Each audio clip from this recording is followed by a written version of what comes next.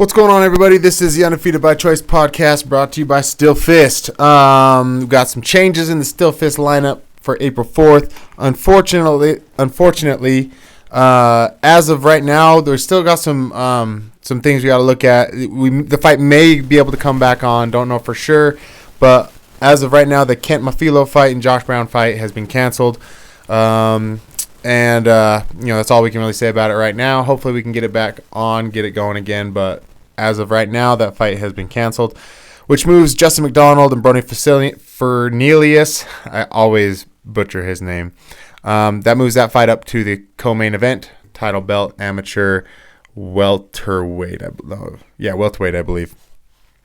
And then the Warren Weingartner and LJ Schultz fight is the main event. And those four fights are still, those, like I said before, the LJ Schultz Warren fight, that's some bad blood. Those are two camps going against each other. And it's funny because what I'm about to bring up in other MMA news is all about two camps going after each other. So it's all harmonious. Everything is, there's synchronicity in the MMA world.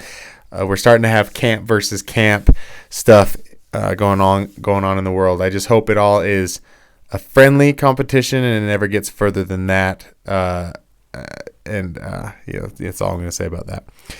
But yes, the card is still super excited. Uli Popunu versus Cole Faust. Again, Cole Faust, that young up-and-comer, everybody's excited about. Everybody loves watching him fight and is excited to see where his career goes. And Thomas Harper, Marco Sanchez, that's going to be a killer fight. I have a feeling that fight's going to be a real technical, good stand-up fight. Some good back and forth. Both fighters have really technical, real good stand-up. So I'm excited. I'm really excited to see that fight. And yeah, man, it's on April 4th. As you all know, everything's been getting canceled due to the coronavirus. I have it myself. The UFC card, this fight's going to be done in front of an empty crowd, no crowd in Brazil, just probably a few reporters, announcers, and the fighters. That's it. I believe they said no gatherings over 250 people. So most things that are, have that, are going to, plan to have a lot of people. Those are done. NBA games are done. MLB's, I saw something announced with their schedule. People are really panicked about this. But most of the commissions have said that there's a 2-week period that they're going to cancel things. So the Still Fist fight card April 4th falls outside of that 2-week. So we still plan on going full bore. We still plan on having everybody come out to the show. So make your way out there, get your tickets now because the show must go on. And hey, if we have to, we'll just do the live stream and hope everyone buys it because the show will go on. That's what we want. That's what we need. That's what we need at times like this. We need entertainment. We need things to distract us.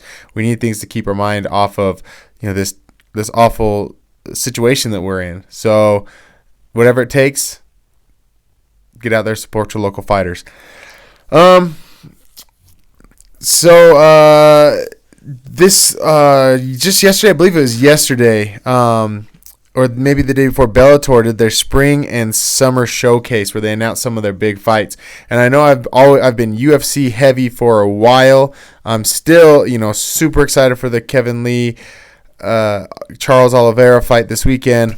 I still am, I'm all in on that card. I'm going to be watching it along with everyone else because I'm watching it over my TV along with everyone else because no one's watching it live. But there's a lot of really good, there's a lot of really high level Bellator matches lined up, and so it's tough because you gotta there's all different places where you can watch your MMA, and I haven't been able to. It's so easy to watch UFC on ESPN, and then I have to travel. I'm getting distracted. I can hear my little girl. She's throwing a fit upstairs, so my mind is, I'm trying to listen to that and talk at the same time. So with UFC, it's easy to pay attention because it's all on ESPN. Most of us have ESPN, and then you got all these other fight promotions and all these other different channels, and it's hard to keep track of them. But I mean, there are so many good fights all across the world that are going on that we're not paying attention to, that we should be paying attention to, because we shouldn't let there be one, monster controlling everything. We have to have, a balance of good fighters everywhere. I mean, you got one championship that has Demetrius Johnson. They literally have the best fighter of all time, arguably the best fighter of all time, and he's not even in the UFC. And then you have the champ Ryan Bader at Bellator, who it was in the UFC, left the UFC, and he's had this resurgence of his career, and he's one of the best in the world, and he's not fighting for the UFC. So it's important for us to expand our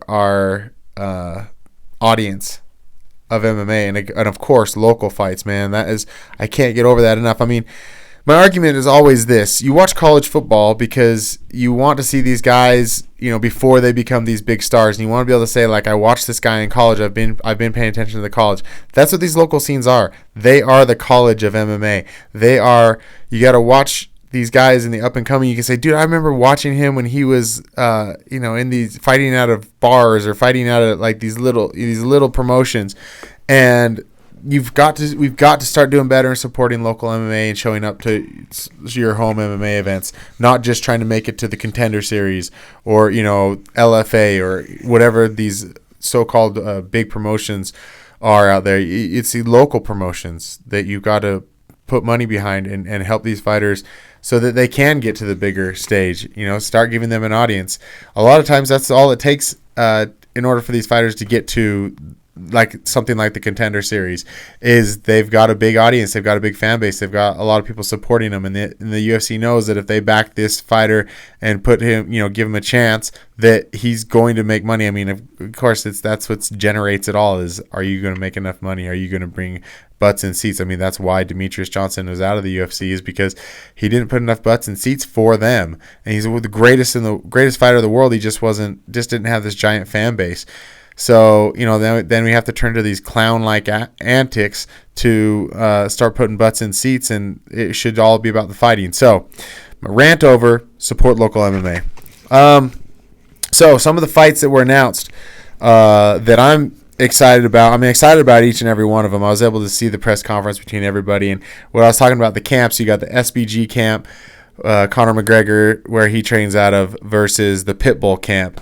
And if you don't know, Patricio and Patricky Pitbull, like, these guys are the beasts of Bellator. They've been in Bellator since the beginning, and they're awesome. Like, if you don't know who they are, you have to look them up. They're exciting fighters. They come out for blood. They come out to take your head off. They'll fight anybody, anywhere, anytime. They're just your classic tough, blue collar fighters that aren't out there to, say anything that's, they're not out to be anything that they're really not. They are just hardcore, guys who love to fight. So, and they're good. They're damn good. So, that's actually this weekend. You've got, Patricio, who is a champ, double champ. He beat, Michael Chandler, and took the belt from him. Also was a previous champ in another weight division. He's fighting Pedro Cavallo, who fights out of SBG. That's March 13th. That's this Friday. So tomorrow night is the fight for Bellator, and that's like the one that's kicking off this spring and summer showcase. Is this Patricio versus Pedro Cavallo? You also have Daniel Weschel versus Emmanuel Sanchez. This is also on that card, that same fight card. This is a rematch between these two fighters, and the winner will be fighting for the belt. So this is, you have two fights on the same, and the winner is going to be the I believe it's for Patricio's the other belt. So Patricio's defending his belt against Pedro Cavallo, and then he's defending his other belt against the winner of Daniel and Emmanuel. Daniel got the first win in their first meeting, but like I said, this is a rematch. So that's super exciting to watch because we automatically know that the winner of this fight is getting a championship belt against Patricio, who is fighting that night.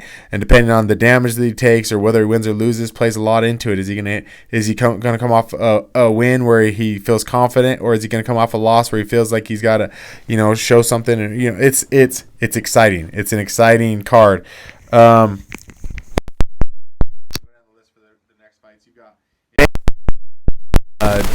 Gegard Mousasi versus Douglas Lima. He's also they're both also champions.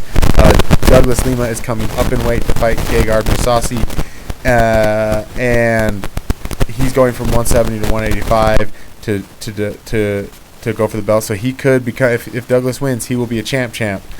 And and we both know Douglas Lima is the unheralded best fighter now, the best fighter to never be in the UFC or to not currently be in the UFC.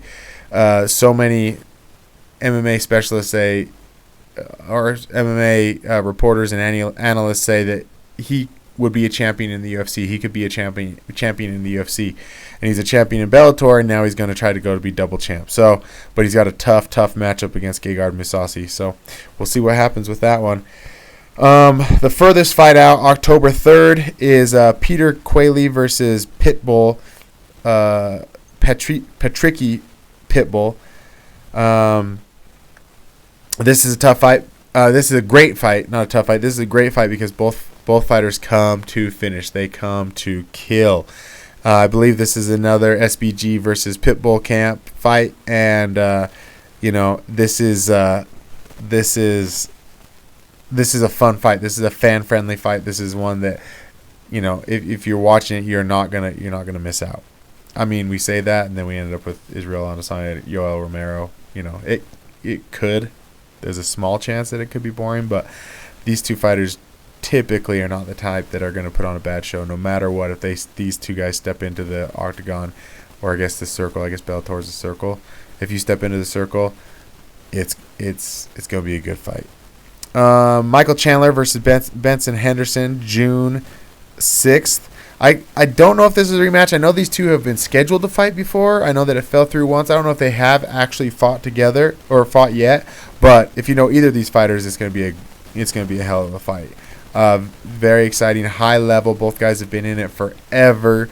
I believe Chandler's probably on the back nine of his career. Henderson might be as well, but I feel like Henderson's still got I still feel like Henderson's got a good 4 or 5 years left in him. Probably more like 4, but these two are vets that still fight at such a high level, such a skill level. It'll be a fun one to watch. Darien Caldwell versus AJ Mckee. This is a fan-friendly dream matchup. These two are two that probably should have fought already. They haven't yet, but now they're both at the top of their career. There will be title implications down the line between these two, but they're both well-rounded, striking and ground game. They both have submissions. They both have knockouts on their records. This is a fan-friendly fight. That's June 6th. You're not going to want to miss that. So that'll be on the same card as the Michael Chandler Benson Henderson fight. James Gallagher versus Callum Ellenor, May 16th. These two, they absolutely hate each other. This James Gallagher guy, he thinks he's Conor McGregor. He talks very similar to him. He's from the same camp. He acts very similar to him, very cocky, calls on everybody, tries to fight everybody. And, it's kind of embarrassing to watch it, but I'll be damned if the boy ain't skilled.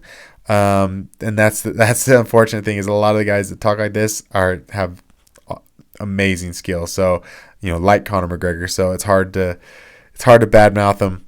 But he's the real deal. This is the biggest fight for Callum. This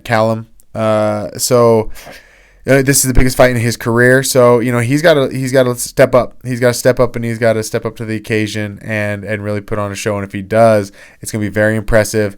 He's gonna shock a lot of people, and really put some tension on that division because James is flying right up right now.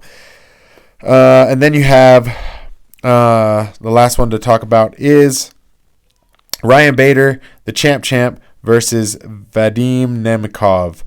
That's May 9th. And Vadim is from Fedor's team. Fedor's very last fight was against Ryan Bader. Ryan, super powerful, can fight at heavyweight and light heavyweight, and has knockouts in both divisions. Super well-rounded fighter, great wrestling, but he's fallen in love with his hands lately. He's been knocking people out left and right. He loves to throw this looping overhand jab. It's very strange, but he's knocked two people out with the exact same punch. It's a very strange jab that comes over the top, almost looping. He's knocked two people out with it, but a lot of his punches is him, lowering his head, throwing a looping hand. A lot of his striking comes from that. And Vadim is more straight up the middle shots, straight jabs, straight crosses, just right up the middle. So, in traditional boxing, the straight line is the shortest. So in real life, straight line is the shortest. The shortest between two distances is a straight line. So if he's throwing the right punches in boxing, that's more likely his punches are gonna land faster and be more effective. But Ryan Bader has proven to be a freak of nature, and these looping punches, these looping overhand jabs that he throws are insane, but they've been working for him. So, we're gonna see what. This is at light heavyweight. His last two fights were at heavyweight. He's going back down, so we'll see how the weight cut goes. He's already kind of testing it, but the fight's not till May. But he's already been kind of testing to see if he can get back down to 205, and we'll see if he's lost anything, lost any speed or anything. Like, this is a real test for him to see if he can be champ in both divisions. The problem with what Bellator is doing right now is at the end of this calendar year, or just by the time October, or by the time May hits, by the time the end of May, they could have 6 belts held by 3 champions, because Douglas Lima or Douglas Lima could be a champ. Ryan Bader is a champ, and Patricio Pitbull is a champ. So that could be the 3 people holding 6 belts. That jams up a lot of divisions. That's problematic. I don't know if Coker really has a plan for that. He says he does, but if we'll see what Bellator has in store for their belts and their divisions. If that's the case, if they end up having 3 champs and with 6 belts. So that's all I got for you today. Really, just wanted to highlight or showcase something other than the UFC. Of course, Still Fist is above them all. Best talent in Utah fights for Still Fist. Bet my life on it. You can find us on Instagram at Still Fist Fight, on Facebook at Still Fist Fight Night.